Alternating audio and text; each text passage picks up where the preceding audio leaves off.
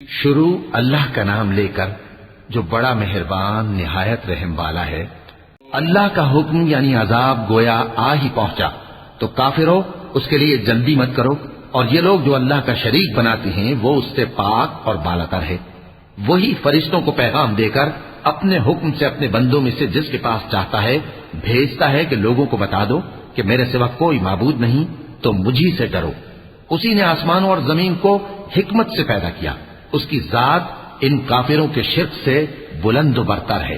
اسی نے انسان کو نطفے سے بنایا مگر وہ کھلم کھلا جھگڑالو بن گیا، اور مویشیوں کو بھی اسی نے پیدا کیا، ان میں تمہارے لیے سردی سے بچاؤ اور بہت سے دوسرے فائدے ہیں، اور ان میں سے بعض کو تم کھاتے بھی ہو، اور جب شام کو انہیں جنگل سے لاتے ہو اور جب صبح کو جنگل چرانے لے جاتے ہو تو ان سے تمہاری عزت و شان کا اظہار ہوتا ہے۔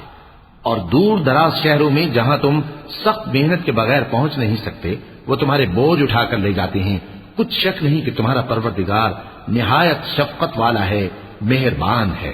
اور اسی نے گھوڑے اور خچر اور گدھے پیدا کیے تاکہ تم ان پر سوار ہو، اور وہ تمہارے لیے رونق و زینت بھی ہے، اور وہ اور چیزیں بھی پیدا کرتا ہے جن کی تم کو خبر نہیں۔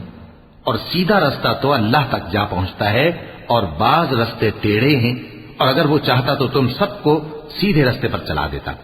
وہی تو ہے جس نے آسمان سے پانی برسایا جسے تم پیتے ہو، اور اس سے درخت بھی شاداب ہوتے ہیں جن میں تم اپنے مویشیوں کو چراتے ہو۔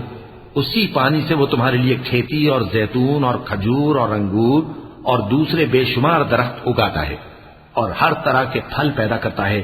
غور کرنے والوں کے لیے اس میں اللہ کی قدرت کی بڑی نشانی ہے۔ اور اسی نے تمہارے لیے رات اور دن اور سورج اور چاند کو کام میں لگایا، اور اسی کے حکم سے ستارے بھی کام میں لگے ہوئے ہیں۔ سمجھنے والوں کے لیے اس میں بہت سی نشانیاں ہیں۔ اور جو طرح طرح کے رنگوں کی چیزیں اس نے زمین میں پیدا کی سب تمہارے زیر فرمان کر دی۔ نصیحت حاصل کرنے والوں کے لیے اس میں نشانی ہے۔ اور وہی تو ہے جس نے سمندر کو تمہارے اختیار میں کیا تاکہ اس میں سے تازہ گوشت نکال کر کھاؤ، اور اس سے زیور موتی وغیرہ نکالو جسے تم پہنتے ہو۔ اور تم دیکھتے ہو کہ کشتیاں سمندر میں پانی کو پھاڑتی چلی جاتی ہیں، اور اس لیے بھی سمندر کو تمہارے اختیار میں کیا کہ تم اللہ کا فضل معاش حاصل کرو اور تاکہ اس کا شکر کرو۔ اور اسی نے زمین پر پہاڑ بنا کر رکھ دیے کہ تم کو لے کر کہیں ڈولنے نہ لگے، اور ندیاں اور رستے بنا دیے تاکہ ایک مقام سے دوسرے مقام تک آسانی سے جا سکو، اور رستوں میں نشانات بنا دیے۔